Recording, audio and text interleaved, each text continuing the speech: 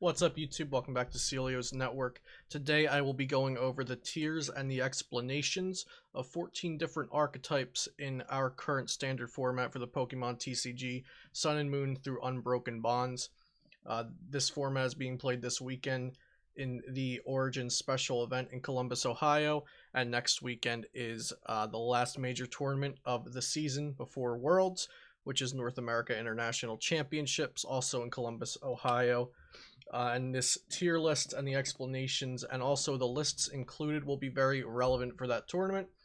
There will be a list included for every single archetype, and there's also a Google Sheets linked in the description of this video, so you can copy and export and import the decks for PTCGO or print proxies for them, or whatever it is that you want to do with that.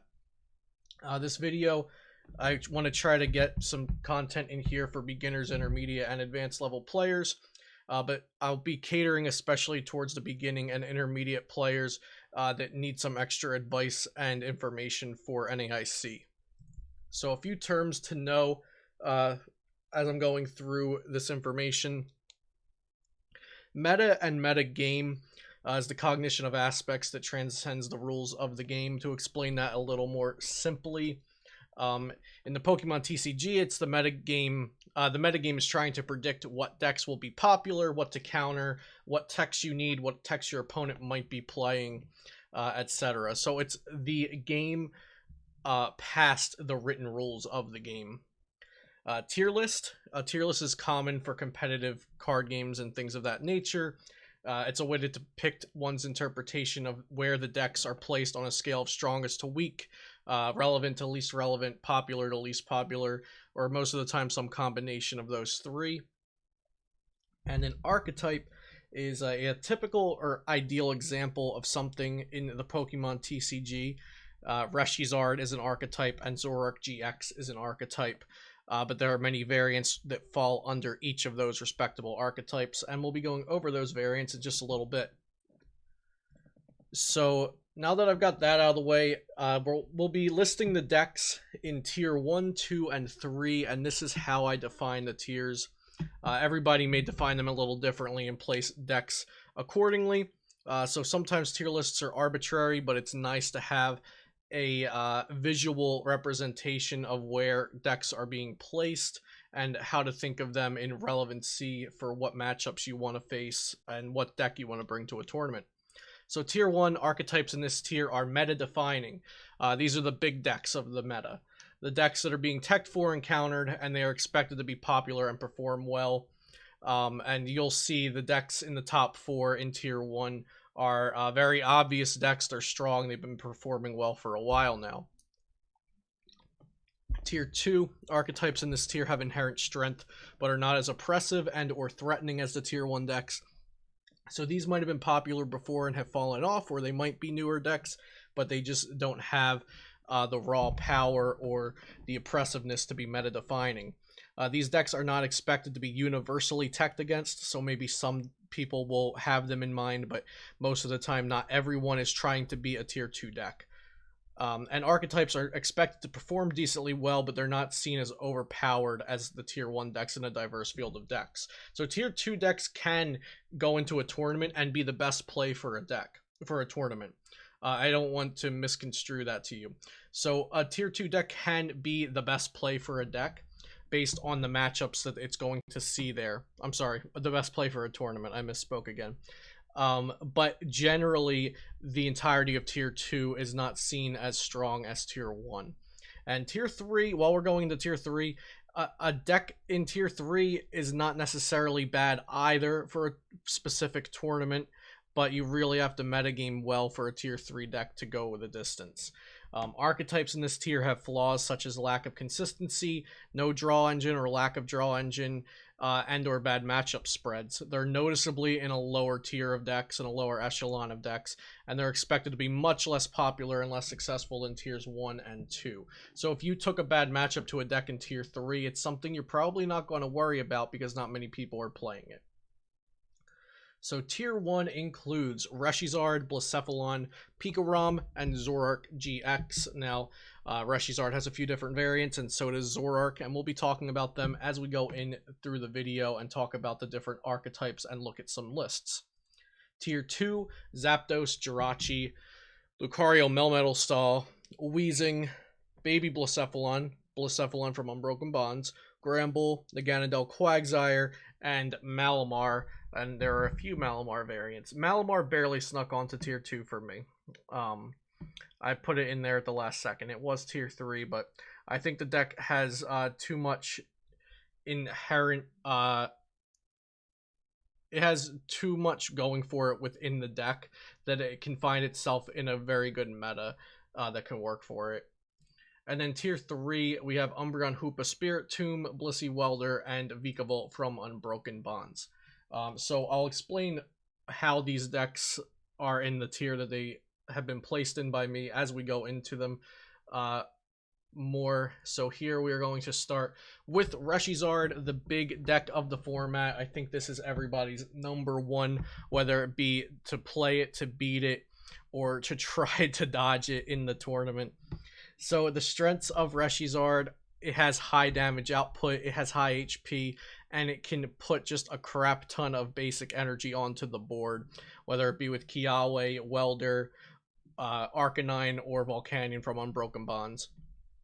So its weaknesses are its high energy costs, but we kind of mitigate that with high energy acceleration, and also it's tag team oriented, so our big Pokemon give up 3 prizes when they're knocked out. That's not enough to stop it from being the best or one of the best decks in the current format, though. So there are 3 discernible different variants for the deck. First, we have Green's Reshizard. This is Cody Walensky's deck from Madison Regionals. This plays no ability-based draw, such as the Dene and Lele and Marshadow and Jirachi. Instead, it plays Green's Exploration. You can play this card only if you have no Pokemon with abilities in play, and you search your deck for any 2 trainer cards. So this deck has a more versatile trainer lineup. As you see, 42 trainers. It's kind of a lot, so you have a lot of options. It has Max Potion, Acerola, Judge, Fiery Flint, Fire Crystal, Stealthy Hood, Power Plant, which some other Reshizard decks will usually not be playing. It also has Custom Catcher in it. Just a lot of options because you can search out 2 specific trainer cards with Green's Exploration, but you do that at the sacrifice of ability-based Pokemon draw. The other interesting thing about this is they include the Ditto from Detective Pikachu for the mirror match, because it can copy an attack from the opposing Pokemon as long as it has the required energy, and it's only a single prize attacker.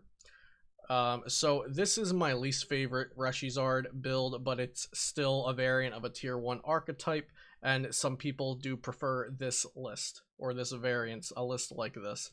Next is the ability-based Reshizard, which DDG piloted to Madison, and Azul Garcia Griego took 2nd place with.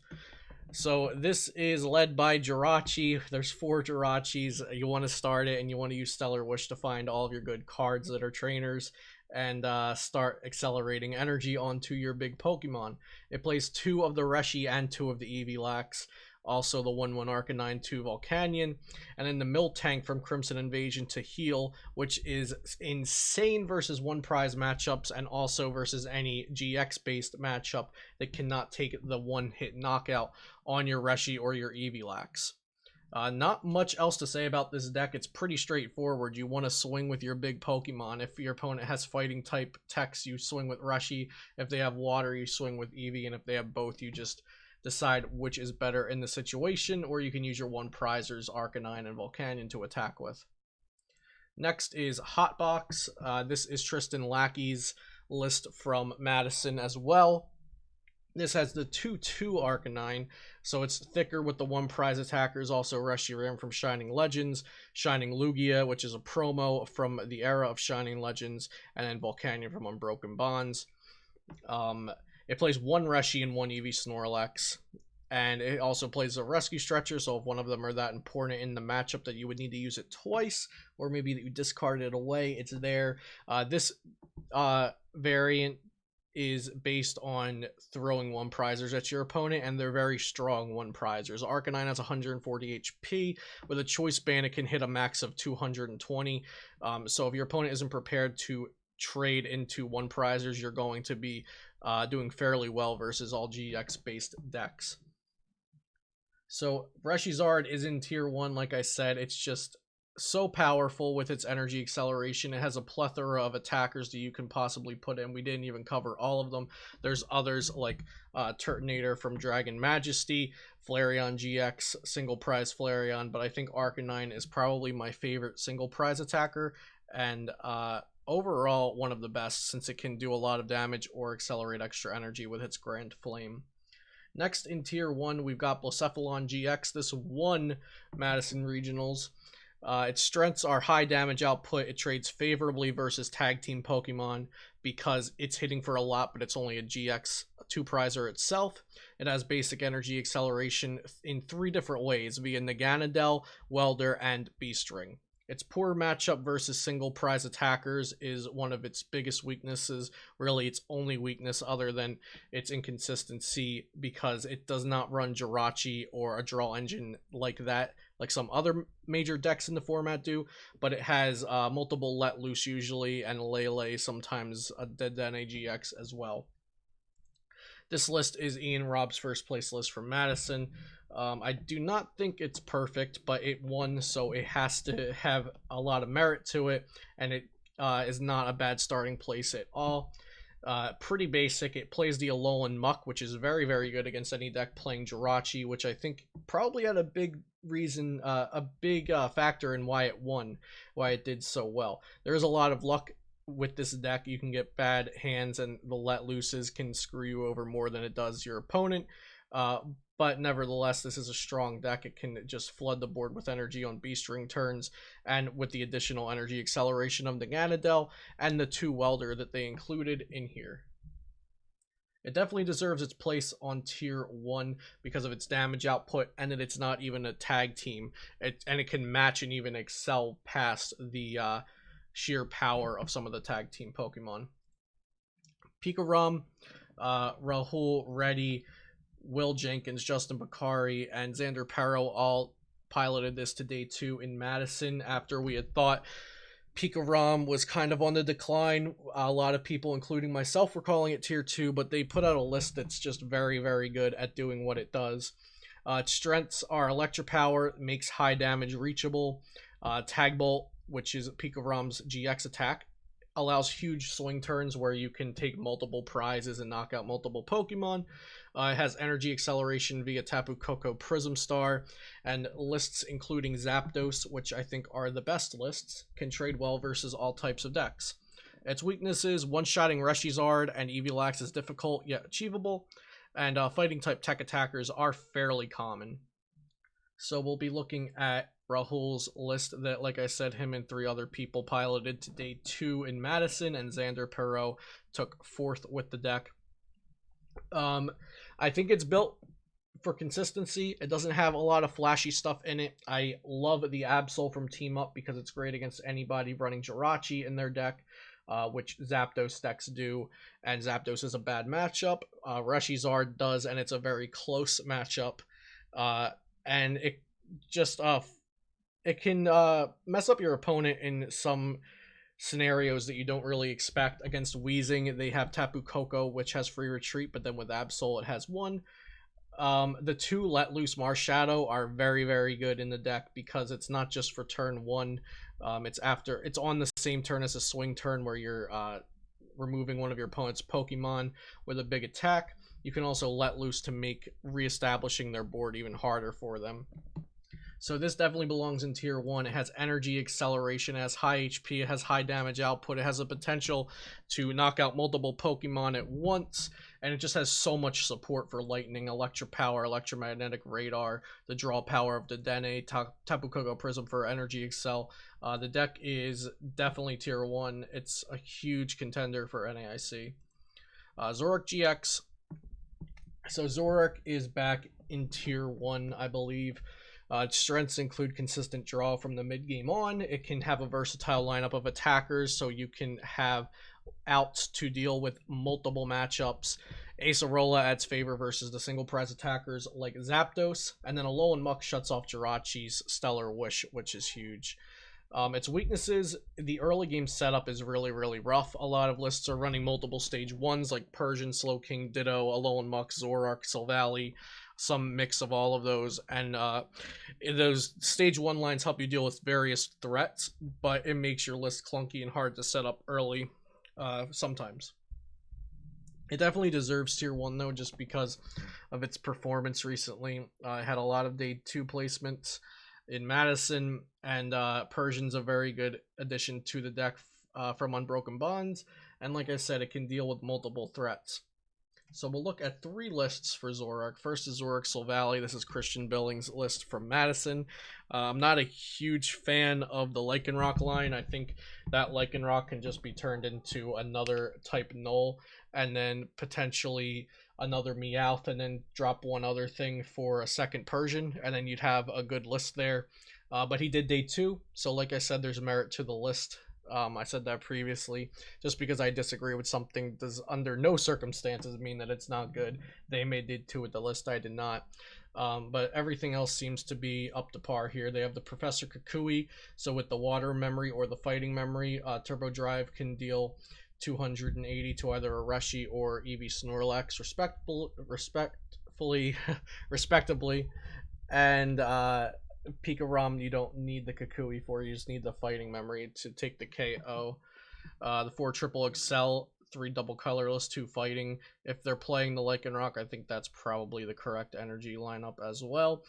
This deck can deal with a lot with just the one with just Silvally-GX because of the water and fighting memory, and then Rebel-GX can even take Okos without a memory on it, just if your opponent has a full bench. Zoroark Persian Slowking, I think this is one of the more conservative Zoroark lists, or the most conservative Zoroark build, I should say. This particular list is pretty teched out by Alex Kreckler.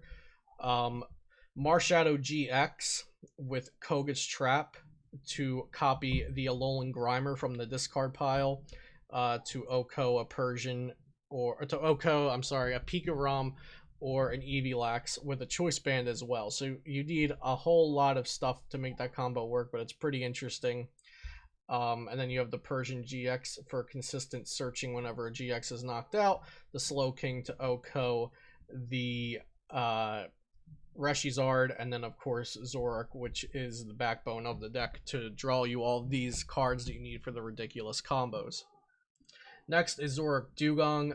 This is a list that I edited. It was originally Stefan Ivanov's. He won 2 League Cups with it in Europe, and I made a few changes.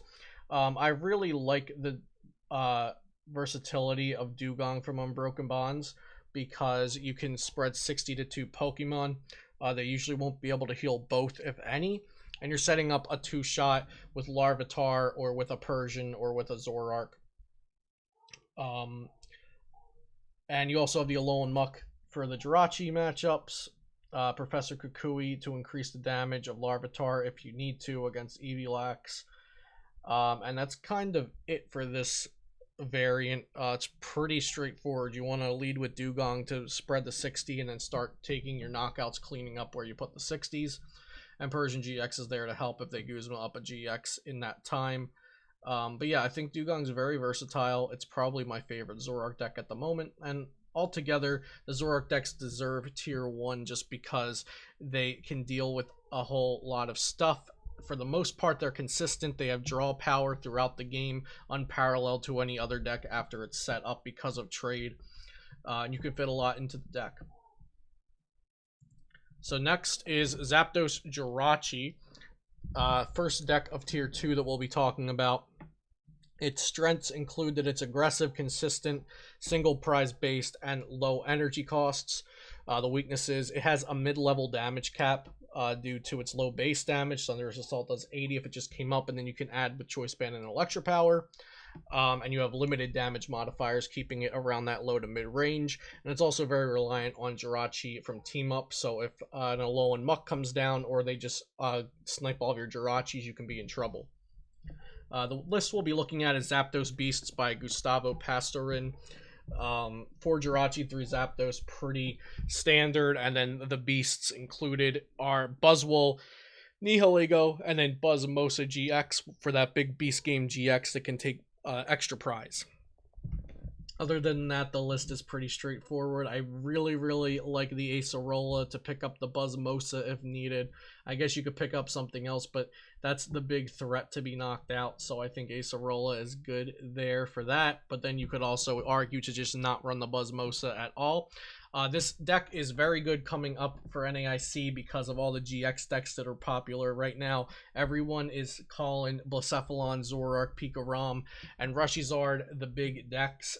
Some might be including Zapdos in there, some might include Stall there, but for the most part, we're looking at a tier 1 of GX decks, and Zapdos does very good at trading into GX attackers, as it is only a single prize attacker that can two-shot most things. Next is Lucario Melmetal Stall. It's down to tier 2 now. Its strengths include that it's tanky due to Full Metal Wall GX. It reduces 30 damage done to your metal Pokemon for the rest of the game.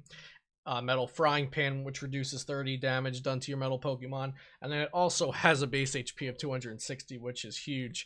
It has pseudo-unlimited healing via Lusamine and Acerola. And then it's strong versus one prize decks because they can hardly ever one-shot it. I don't think, well, Zapdos can never one-shot it, Weezing can never one-shot it, Baby Blounds might be able to deal with it, and then it's also very strong against any decks that use special energy because you can remove them.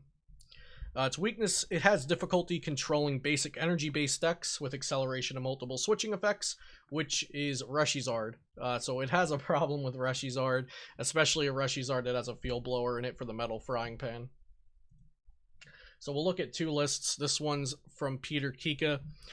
He top 16 Santa Clara with this list, and it has no Vileplume in it. This list is probably my favorite. I like that it has 2 double colorless energy in it, so you can attack with Lucario Melmetal and actually take prizes while you're removing your opponent's resources. And everything else is kind of run-of-the-mill for Stall. The Pokegear is a nice inclusion from Unbroken Bonds, and so is Power Plant. But other than that, the deck is pretty run-of-the-mill, and the 2 double colorless energy is very good, so you can actually take prizes. The deck just excels at doing what it's built to do. This list is consistent as consistent goes for Stall decks, and it omits the Plume to just focus on tanking with Lucario Melmetal. So this one does have Plume. This is Preston Ellis's top 8 list from Santa Clara. So he played a 402 line of Vileplume with 2 rare candy. So you can just set that up with Greens and Stevens. And then if your opponent doesn't have any evolved Pokemon, they just cannot attack. So Vileplume just sits there and you win the game when your opponent decks out or they scoop out of frustration. So Stall, I expect it to have a showing, but I really am iffy on how its performance can be at NAIC just due to the Reshizard lists that are really prepared naturally for Stall and for Vileplume. Next in tier 2, we've got Weezing.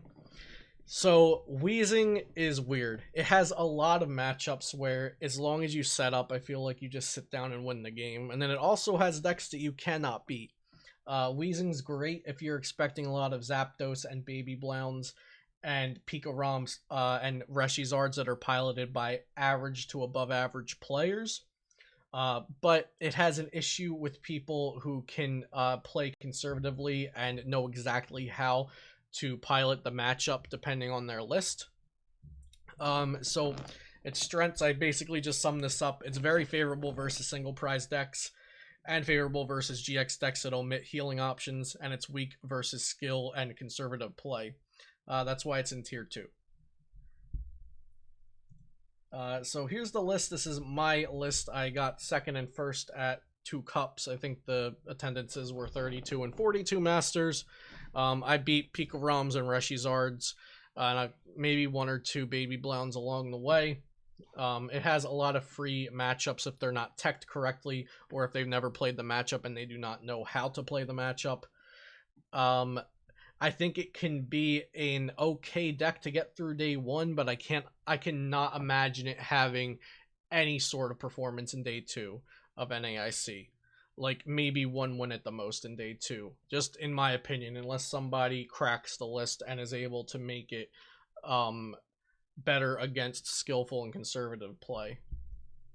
It does deserve tier 2 because it's good against tier 1 decks, it's good against tier 2 decks, it has some good tier 3 matchups as well. But like I said, it depends on the skill of the opponent and the healing options that they have. So Weezing's a weird one for me. Baby Blacephalon Unbroken Bonds. I am not a fan of this deck at all, but I respect the power that it has and the potential that it has, and it's in tier 2 because of its extremely high damage output and that it's only a single prize attacker. It trades favorably with any GX or tag team. It has energy acceleration via Welder and energy conservation via Wishful Baton, and of course its damage output is just nutty. It's inconsistent since you run a lot of energy and things to work with energy, and it's weak to Judge and Let Loose, especially the Green's Exploration build. I think you've got to run the build with Jirachi if you're playing this. Here is the list. So like I said, Wishful Baton, and this list includes Jirachi. This is Cody Graham's list from Madison. I'm not sure about the Eevee Flareon line. This isn't a deck that I've worked with a lot. Like I said, I'm not a huge fan, but I think this list is fine to start with. It seems like all the trainer counts are correct. I'm just not sure if Flareon-GX is something that's worth it, and I do think the Jirachi build is the way to go since Green's Exploration build is so weak to Let Loose. Next in tier 2 is Granbull. Granbull's back at it again a little bit, I guess. Its strength is that it trades favorably with GX and tag team decks. It has fairly high damage output, 160 for 1 energy when you meet the requirements, and it has a low energy cost of 1 fairy energy, so what more could you ask for? It's reliant on Mycargo and Oranguru to get you the cards you need to empty your hand and attach energy. Its resources are difficult for single prize matchups. You can run out of what you need while you're trying to take 6 prizes, and it can lose to its good matchups if they have healing options like Miltank, Acerola, Max Potion. So here's the list that Arlo Neal played. I believe it's Finnegan Lynch's list actually, but Arlo Neal piloted it to a 32nd place in Madison. So for Granbull, then it has the Mycargo and the Oranguru to draw you cards, to put the card to the top and then draw it with Oranguru. Only 1 Reg Challenge. I believe people were working with a Reg Challenge build of this deck, but I don't think more than 1 or 2 Reds is the way to go. The only thing I don't like about the list is that it plays only 1 Choice Band and no Shrine of Punishments. I feel like an extra damage modification could be really good. And this deck is fairly difficult to pilot correctly, and it's frustrating over a long day of games. I do not think it's a great choice for NAIC. It has good matchups, not great matchups, and like I said, very difficult to pilot over a long day. It can clunk up. The games are frustrating. It's not a deck that can just blow up whatever's in front of it, so it can also lose to some weird stuff. And its resources are hard to manage for a one prize matchup or mirror.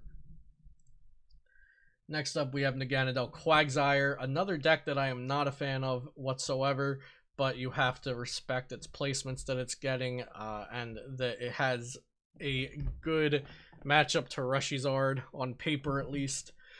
Strengths, it has weakness, it has attackers that hit for water and fighting weakness, so those are the 2 big weaknesses of the format, and yeah, those weaknesses are highly relevant, and that's its main strength. It has some energy excel, and it can also move energy around when you need to.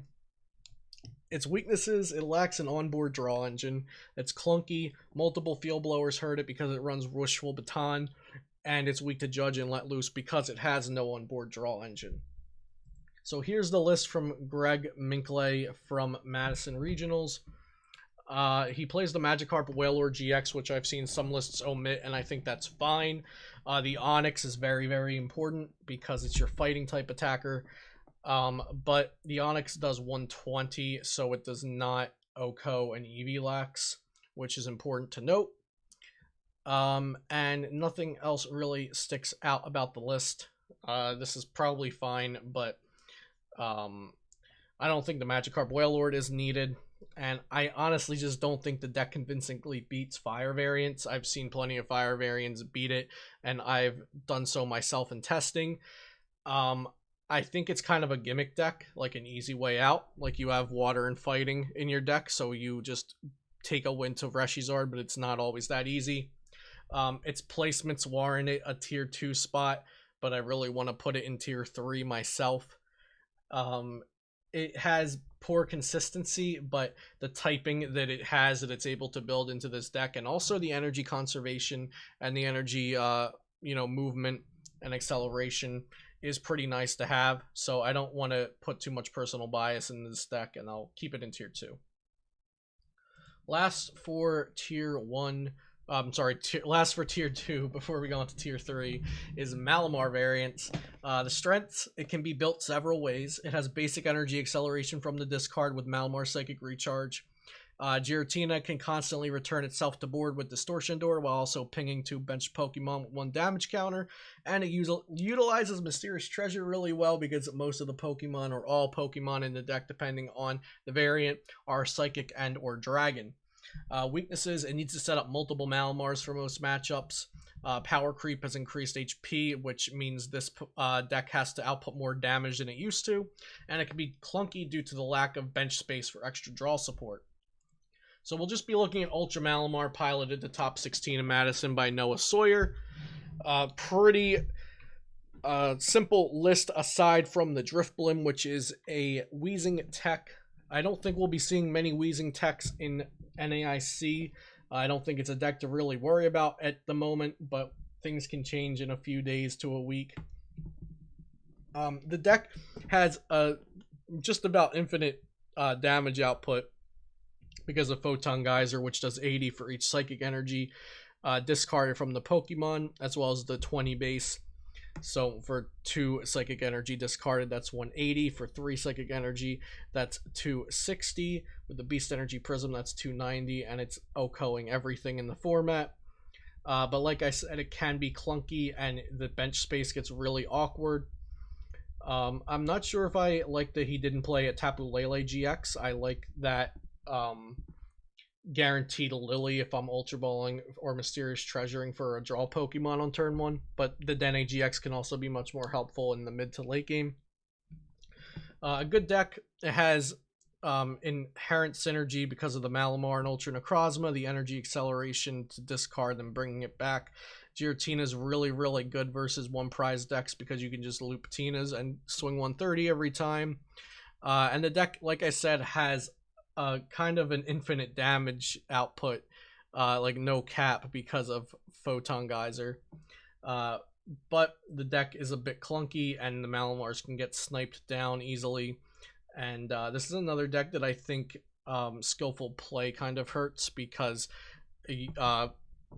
sometimes the opponent will go towards Ultra Necrozma when they should really try to knock out Malamar. And vice versa, and an opponent that can map the matchup and know which way to go will hurt the pilot sometimes. So into tier 3, just a few more archetypes on this list to go over. We've got Umbreon Spiritomb. It's single prize based. It trades favorably versus some GX decks because it has very, very low damage output and it has low energy costs. Weaknesses, unfortunately there's a lot. You'll see that we've gotten into tier 3 because the weakness list just goes on. It's inconsistent, it has low damage output, low HP Pokemon, weak to Judge and Let Loose, can lose matchups that are good on paper due to low damage output and inconsistency. At the time I'm recording this video, I'm aware that Grant Manley has made top 8 at the Origins SPE with an Umbreon Spiritomb variant. I'm not sure what exactly is in it, but it was a best of 1 tournament, and I believe this deck could do okay in a meta where you called correctly, but I have no hesitance putting it in tier 3. Here's the list. Shintaro Ito top 8'd a Japanese event with it. Excuse me. But there were 2 reset Tags, I believe it's called. It's a Japanese card that we have not gotten yet. So I replaced them with 2 Judges. Other than that, and also I made it 3 Spiritomb and 3 Hoopa instead of 4 Hoopa and 2 Spiritomb. And other than that, this is Shintaro Ito's list. I enjoy the Black Market Prism win condition because you can just sit Black Market out there after your opponent has exhausted their stadiums already, and then they never take a prize again. But you could also just run out of Pokemon if you're not doing enough damage. So in testing, this deck was very underwhelming for me. Very, very underwhelming, which has caused me to put it into tier 3 along with its list of weaknesses. Next, we've got Blissey Welder. It has the potential to one-shot anything, and I'll stress that it has the potential to one-shot anything. High HP for stage 1, energy acceleration via Welder and triple energy. So the potential to one-shot anything comes from its coin flips. Flip a coin for each energy attached to this Pokemon. This attack does 80 damage for each heads. Victini with Victory Star can obviously help that out. It can let you reflip for an attack once a turn. Its important abilities are shut off by Alolan Muck, Jirachi, and Victini. And then it has a very tight list that runs low on resources late game. So here's the list. This did make day 2 in Madison and finish in the top 64. It actually got wins in day 2. I would not have included this on the tier list if it did not day 2 a regional and actually did okay in that day 2. But since it did, I think it warranted a spot on the tier list, even if that spot is tier 3. It's just a flip-reliant deck. I don't think you can get more flip-reliant. And that is definitely weighing it down to the bottom of the tier list. Last, but I do not think it is least, Vikavolt Unbroken Bonds.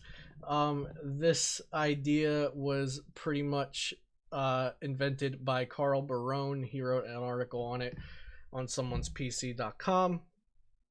Vikavolt is a strong single prize attacker.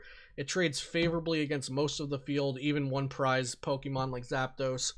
And it has energy acceleration via Charge-a-Bug with its battery ability that can attach it to a Vikavolt as a special energy that provides 2 lightning cards, 2 lightning energies, and also Tapu Koko Prism. Its weaknesses include it's a stage 2 deck, so you need rare candy. You need to chain Vikavolts constantly and always have the energy on them to win.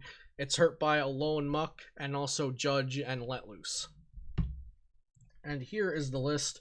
It's Carl Barone's list and Chris Hogue day 2 Madison Regionals with it. Like I said, it's just about chaining Vikavolts. There's really not much to it. A hefty count of trainers at 39. Lure balls and rescue stretchers to keep getting back your Charge-a-Bugs for attaching them to Vikavolt. So you have your energy and Jirachi, so you can find all these important trainers like the Lure Ball and the Rare Candy and the Choice Band and or Shrine when you need to do extra damage. So that is it. Just one more look at the tier list while we wrap it up. We got tier 1 with Reshizard, Blacephalon, Pikarom, Zoroark. Tier 2 with Zapdos, Lucario, Stall, Weezing, Baby Blissey, Granbull, Naganadel Quagsire, Malamar, and then Tier 3 with Umbreon Spiritomb, Blissey, and Vikavolt. All of the lists that I showed in this video are exportable in a Google Sheets in the description below. Thank you guys for watching, and I hope you enjoyed this video. Good luck at NAIC if you are attending, and I'll see you there.